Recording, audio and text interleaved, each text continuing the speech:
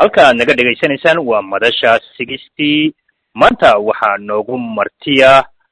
Faisal Xasan Dube oo ah odayaasha caanka ah dalka Soomaaliyeed waliba ka qayb galay shirarkii lagu qabtay Djibouti iyo waliba Kenya intaba sida Carta iyo Imbagati labadaba haddaba maanta wuxuu nagala soo xiriiray isaga oo jooga magaalada Boosaaso mana maqlaysaa Faisal Xasan Dube si fiican baan ku maqlaa way marka ugu horeeya wax salaamaya si fiican baan ku maqlaa waayahay su-aasha ugu horeysa aan ku weydiinayno waxay tahay waxaad nagala soo xidhiidhay magaalada Boosaaso waxaad nala soo xidhiidhay madasha 60 waa maxay ujeedada aad nagala soo xidhiidhay walaal marka hore waxaan salaamayaa madasha 60 iyo dhammaan ummadda Soomaaliyeed gaar ahaan Suudi Stedman baan u mahad celinayaa si gaar ah waxaan idinla soo xiriiray dhibaatooyinka ka jira gaar ahaan Puntland iyo Soomaaliya inaan iyo xarigaygii arrimo la xiriira waayahay intaynan u gudagelin xadhiga lagu xidhay bal marka hore nooga sheekay xasanow kolley waxaa kasoo qayb gashay shirarkii Carta iyo Imbagati inta waa ka qayb gashay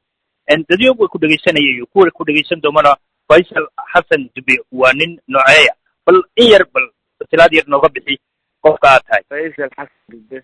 waa nin Soomaaliya wasaaradda warfaafinta usoo shaqayn jiray abwaanada kamid ah oo fanka wax ka garanaya waa nin Soomaaliya u heelan qarannimada Soomaaliya inuu mar labaad arko wax ku soo bartay usoo shaqeeyay waa nin noocaas waayahay kolley sida aanu la soconno waa lagu xidhay wax lagu xidhay magaalada Boosaaso waxaad xidhnayd 4 xisho sababtii lagu xidhay maxay tahay Faisal walaal waxaan laygu xiray magaalada Boosaaso sida ula socoto maanaga reer Puntland haddaan nahay Puntland waxaa lagu dhisay 1998 hab tribalism beela ah shir baan ku qabsanay maamul baan ku samaysanay kadib markii Soomaali jahwareer ku dhacay anagu weli kama gudbin habkii beelaha weli maamulka Puntland waxa ku jira habkii beelaha ayaa baarlamaanka lagu qaybsadaa sida ula socota Soomaaliya 2016 in loo gudbo one man one vote bay ahayd way suurtageli weyday caalamka iyo Soomaalida hadda dawladda ah ee jirta waxa la isla gartay in 4.5kii lagu qaybiyo dabadna kooxdan saladka ah ee hadda hogaaminaysa Cabdiweli madaxda ka yahay waxay hor istaageen qarannimadii aanu naf iyo maal hadda xamarkan ka dhisan ugu soo horeey baydhabo u maray Jowhar u maray Imbagati u maray in la dumiyo la daleelay anigu marka mudaahiraad baan hogaamiyay walba hadii aan waqtigan aan suuroobi karin in Soomaaliya one man one vote iyo degmo iyo gobol ka gasho walba aan wax weyn baa ina kaga baxay qarannimada hadda yeegleelane aan yareed raacan aniga intaas laygu xiray marka sida aad inaguna inaan ka gudbin maadaama inaguna aan ka gudbin habeeleedkii de Soomaaliya ana kama gudbine ma hadaynu anagu xisbi ama u gudbilayn ama degmo doorasho aanu ka qaban lahayn waa oran lahayn sida Soomaaliland waa dhaafnay halka laakiin anagiba baarlamaanka iyagu beela ku salaysan laakiin Soomaaliyana de maxaan u diiday waxaan sharcan ku diidan in muuqan waayahay 4.5ka adigoo raacsan ayaad mudaharad qabatay Boosaaso de kolley sidaan ognahayna meesha waxay gacanta ugu jirtaa dawladda Puntland fasax iyo warqad ma ka soo qaadatay aad ku mudaharaadid mise intaad soo abasheen ayaad mudaharaadeen waxaan tagnay wasaaradda arrimaha gudaha oo maamulkan hadda kooxdan hadda iska kala yaacday ayaanu u tagnay waxaanu leeyahay waxaan rabnaa inaanu iyagaaba soo jeediyay in dadku shirar la qabto dadku afkaartooda cabiraan qaabkay u rabaan doorashada oo iyagaaba soo jeediyay oo waa kuwa shirarka gobolada dhan lagu qabto inkastoo dad qoryo ay ku hayaan ay codka ka qaadayeen oo aan dadka loo soo wada bandhigin haddana wax furan bay ahayd oo iyagaaba noo furay dabeedna gobolka iyo qaybta iyo waa tagnay laakiin warqad ninka yiraahdo warqad waa la xeeyay kada in la siiyo waayahay sida aan ognahay maalmahan waxa nagala soo xiriirayay magaalada Boosaaso dad sidaada oo kale oo diidan dawladdu qaabka ay ula dhaqmayso marka faysalow maxaa boosaaso iyo bari iyaga ku saayida aan gobollada kale saayid ku lahayn waayo aad ayaa dadkaasi qabasho u muujinay walaal puntland aad maqlaysaan waa dekada boosaaso iyo airboortka boosaaso maadaama labadii halbowlihii dhaqaalaha ay tahay cadaadis xoog leh ayaa kooxdan soo saartay waxay qaateen dhammaan hay-adihii maamulka dad gobollada ka yimi ayaa lagu magacaabay dhibba male waxaa naloo ku daray cadaadis iyo caburin iyo xarig annagoo walba kusaburayno waxaan lahayn oof bay ka yimaadeen ha iska shaqaysteen inamadaas laakiin hadda waxay noogu dareen cadaadis iyo marka ratigu xamli waa qaadaa laakiin xarig qaloocan ma qaado xoogaa waxaan dhibsanay dee walaalahaya maadaama anagu anaan gobolladooda anaan anagu wax raalaa ku lahayn ama wax booliiska aan wax annaga ay ka shaqayn inay xoogaa dee maaragtay in federaalka arrinta lagu jaangooyo ay naga yara noqdaan baanu hadda u kacnay waayahay sida aan ogsoonahay professor gas oo ah madaxweynaha puntland isagu wuxuu ka yimi wadamadan westernka ah dhinaca caburuntana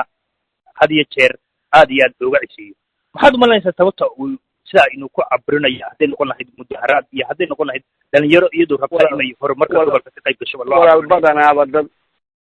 walaal badanaaba arrimaha lama socdo saan qabo waa nin iska cayaaraya turub inuu cayaaraan jeclahay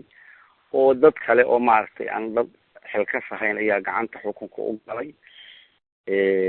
ciyaala dibadda ka yimi u badan aan dhaqanka iyo sidii maamulada puntland lagu soo waday ama soomaaliya lagu dhinto dadan la socon oo meelaha hadda ad igala hadlayso iyobay ka yimaadeen badanaa kuwaasaa sababay inay maaragtay wax isbedelaan oo sidii hore wax noogu soconayeen oo is-ixtiraamkii iyo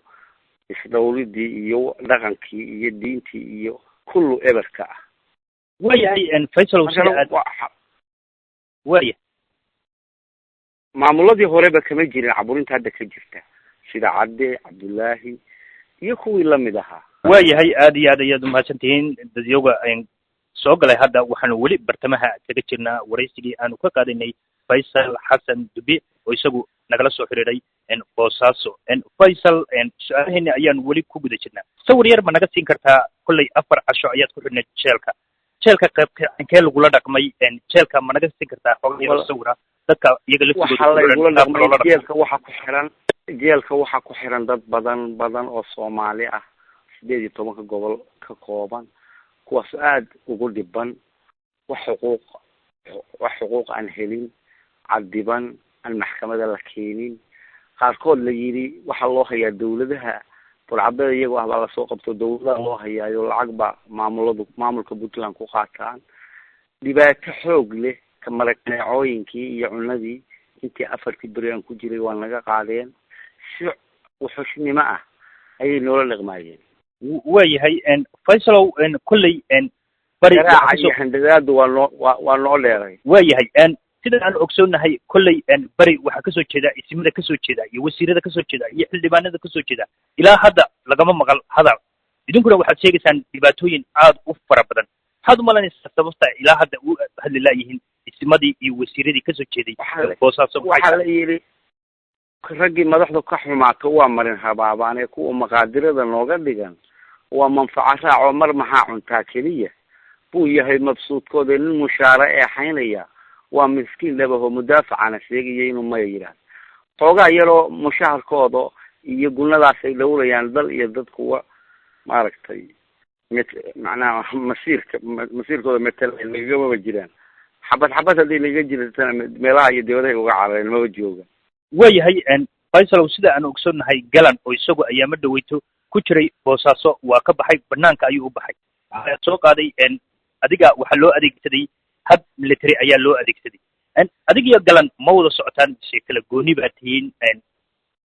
arrimaha ka socda bari walaal aniga iyo galan dee hadda waa wada soconaayo cid kasta oo maaragtay maamul kasoo horjeeda ani waan soo dhaweynayaa laakiin markii hore galan wuxuu aan nin gurigiisa iskaga jira oo aan hawlihii aan anigu waday aan ku jirin oo ahaa in qarannimada soomaaliya la dhowraho aan lagu cayaarin. laakiin hadda waa soo dhaweynayna maadaama si gardarro ah oo sharciga ka baxsan loogu duulin. waayahay madaxweynaha marra ma arrintan ma ka wada hadasheen? dhowr jeer ayuu boosaasay, marra ma ka wada fadhiisateen idinkoo reer Boosaaso odayaashiinii iyo aqoon-yahankiinii wata? arrintan ma kala hadasheen waxyaalaha ka socda Boosaaso aan isagu ogeyn? horta walaal, odayaasha Boosaaso annagu waxa la sameeyey guddiyo. haddii guddiyo la sameeyena wuxuu yidhi intuu guddigii rag ka mid a arkay waa idiin soo noqonayaa banaankan meelahaasaan gaarayaa meeshaan xamar. dabeedna laysma arag. haddii hadduu danaynaya dhibaatada iyo kacdoomada gobolkan ka jira, madax isagaa madax ka ahaa, kooxdan madax u ahaay, waxay la tahay isagaa ku talagala inaan gobolku degin. waayahay Faysalow, haddii lagu xidhay sidaad sheegtay 4 berina aad xidhnayd, dawladdana u xidhnayd, kolley waxaan u malaynayaa warqado ayaad soo saxeexday markii aad soo baxaysay oo aad tiri arrimihii hore waa ka baxaya. ma kula tahay inaad weli ka baxaysid arrimihii hore oo mudaharaadada ahaa? maya, anigu warqadana walaal uma saxeexin. mudaharaadkii markii magaaladii uu meel walba carqalada ka baxday ee waddo ay maraan dawladdu weyday ee laysku kacay ee shacbiga ii mudaharaaday ayaa biduuni shuruud laygu soo daayay aniga. kadibna shacbigii kacsanaa baa nin iska dega waa nala soo daayay. waayahay inanka oo injineer aho gudoomiyaha dhalinyarada ah oo la yidhahdo Cabdicasiis Dictor Faarax Xaaji Saciid. waayahay sida aan ogsoonnahay 4.5 ama shacabka shucuurtiisa ku muujinayay waa kasoo wada horjeedaan sida Puntland inta u badan. adiga maxaad Faysal ahaan maxaad sababtaad u taageersan tahay maxay tahay 4.5 ay guna soo horjeedaan dadka reer Puntland? anigu 4.5 wax macaan hadda uma arko oo qabiilba waad ogtahay inaan wax qiimo lahayn, laakiin si aan loo waayin waxba loo waayin oo cidlo loogu soo dhicin. war waxaan dhisan wax weyn baa nagaga baxay. aniga hadda kula hadlaya neersa ayaan ka qaaday dhismaha intaa yar ee hadda bidhaamaysa, xamar ka bidhaamaysa. xasan sheekhna ma joogin, cabdiwelina ma joogin markaan dhisayni. marka waxaan leeyahay waxaan dhisnay hawl weyn baa nagaga baxay, wax badan baa nagaga baxay, rag badan baan ku weynay. iyay dumine bal horta markaan haddii dee walmaan wanfowd ay suurto geli weyday 4.5 muxuu la yeelayaa? awalba wax carta iyo in bagaati gobol usoo qaybsado. aragti saasaan ka qabaa si qarannimada loo dhowree. anigu jacaylan jeclahay 4.5 gaar u jeclay. waayahay sida aan ogsoonnahay garoonka ugu weyn ayaa laga dhisay Boosaaso. dekadii waa inay dhisan tahay haddaad tihiin reer bari. dawladdii intii badneed waa joogtaa. waddooyinkii waa laynii sameeyey. dadyo badan oo banaanka jooga ama gudaha jooga waxay leeyihiin xilliga kan maxaa kaga dhawaajinaya reer Boosaaso mar hadday haystaan garoonka ugu weynaa waxqabadkii dawladduna ay ka muuqato? maxaad kaga jawaabaysaa arrinta? walaal, waxaan kaga jawaabayaa garoonka waa la dhisay, waa runta garoonka ugu weyn Afrikada bari ayaa laga wadaa inuu garoonku noqdo. qayb baa weli u dhiman, fayskii koowaad baa la sameeyey, laakiin markii la sameeyey la furay 400 buu ka keenay gaalkacanyo oo shaqaale ah, iyadoo dhalinyaradii waxbaratay gobolka bari aan hataa 50 lagu darin. 400 oo shaqaynaysa waa sharci, waa xaq ma ah. ayagu kuwaanu dhalay ay joogaan, kuwa uu madaxweynuhu dhalay inuu keeno xoogaa waa aad baanu u dhibsan. waayahay markii garoonka la dhisayay muwaadiniin yihiin oo shaqayn karaan oo muwaadiniin yihiin oo shaqayn karaan, haddana in wax la isku qaybiyo dib. marka halkan dhibaatadaasa ka jirta. adduunka iyo Soomaalida kalena waxaan u sheegaynaa in waxaasi maamulka Puntland ula kaco. waayahay waraysiga halkaa kala socoteen waa madasha 60 waxaanuna aanu waraysanaynay Faysal Xasan Dube oo jooga magaalada Boosaaso. halkaas ayuu ugu egyahay. waa aniga Yaasin Ducaala iyo xiriiriyahayaga Asana Suudi. assalaamu calaykum waraxmatullaahi wabarakatuh.